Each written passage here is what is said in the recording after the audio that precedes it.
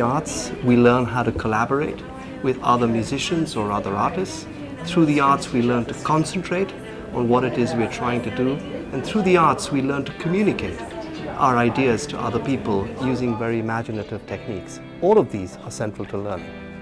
It builds a sense of community and belonging. If you're doing a musical ensemble, whether it's orchestra or small chamber, when you're on the money and you're all doing it together, it's the same sense of incredible unison that's so powerful. We need a next wave in education. We've had 25 years of ed reform. Maybe we've changed the seating, maybe we've even changed the furniture, some pedagogical advances, but we have forgotten, because we are so focused, double English, double math, what is your test score, what are you getting?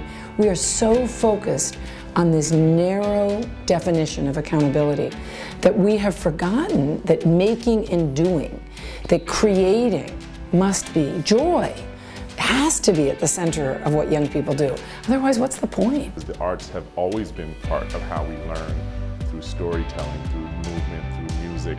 And so this time we're in now is sort of like a reintegration of something that should have never been disintegrated. The convening of multiple approaches to the question, like multiple responses to the question, is so key, because it's going to take the expertise of everyone. It's going to take everybody's work contributing to this mission.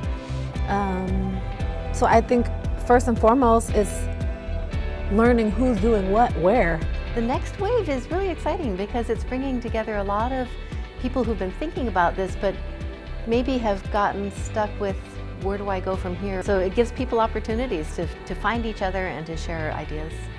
So this morning we were able to see some examples of quality arts instruction, and I really valued that as a principal, because I believe one of the reasons why we need arts instruction in schools is because I think that arts teachers and quality arts classrooms can stand as a model for what excellent instruction looks like. So today I've had a great experience here talking with instructors about art and social justice, and sharing some choreography that I created with students. I just got out of a huge workshop on designing anti-racist schools. I'm excited at the potential, these partnerships with the expertise of teachers who are in the classroom and scientists who are quote unquote in the lab or crunching the data, that they actually glean from what's happening in the classroom, right? What's happening in young people's lives who are engaging with the arts. To have the Harvard School of Public Health and to have Dr. Linda Nathan and others really put their stamp on this work, I'm going back home with a sense of, yeah, that's right, you know, there's a body of study and research about this that really supports the things that we're doing back home.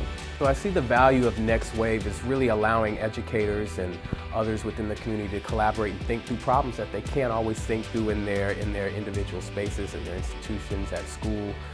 Bringing people together to wrestle with problems and wrestle with the diversity of ideas is what allows us to solve problems and think critically through problems. So much important connection is happening. I think people in this work around arts and schools are activists, and so to be able to come together and realize, okay, other people are trying to do this too, and I can get support and I can get ideas and network is really critical.